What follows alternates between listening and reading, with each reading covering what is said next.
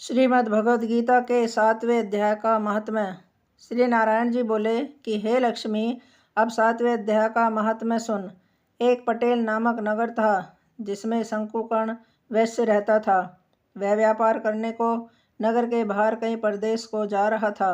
रास्ते में शंकुकर्ण को एक सर्प ने डस लिया, जिससे वह मर गया।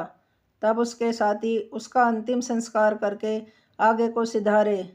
जब लौटकर घर में आए तब उसके पुत्र ने पूछा कि मेरा पिता कहाँ है। तब उन व्यापारियों ने कहा कि तेरे पिता को सर्प ने डस लिया था और वह मर गया, और यह पदार्थ तेरे पिता का है, सो तू ले।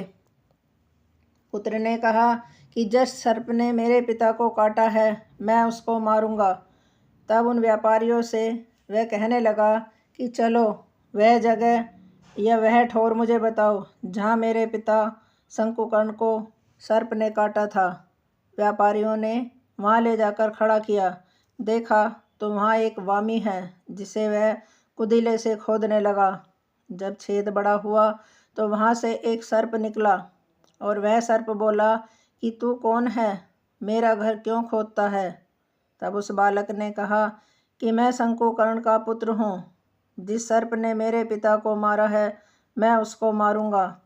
तब सर्प ने कहा कि हे पुत्र, मैं तेरा पिता हूँ, तो मुझे इस अधम देह से छुड़ा और मुझे मत मार।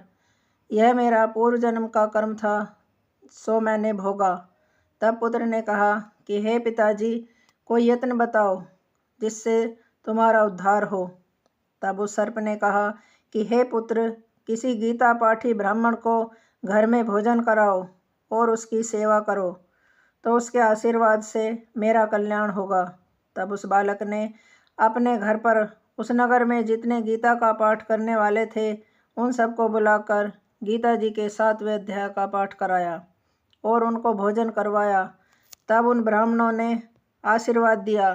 तब तत्काल वह अधम देह से छूटकर देवदेह पाकर विमान पर चढ़कर आकाश मार्ग को जाता हुआ अपने पुत्र को धन्य धन्य कहता हुआ वैकुंठ धाम को प्राप्त हुआ। हरि ओम।